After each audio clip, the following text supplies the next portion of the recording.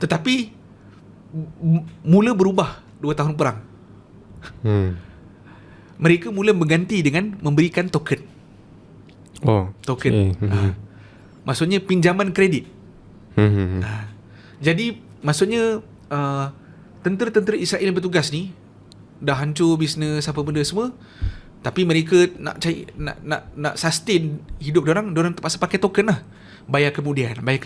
Jadi the circle of economy yang Israel cuba untuk buat tu, dia akan mula untuk run up dengan sendiri. Kita panggil implosion. Dan itu yang sebab Israel ni dia tak berkenaan dengan tentera juga. Kan Israel dia ada berkenaan dengan bajet. Kalau tak lulus tu dia ada sebab apa? Ialah berkenaan dengan kekangan kewangan. Nombor 2 yang nombor 1 paling utama adalah berkenaan dengan conscription law.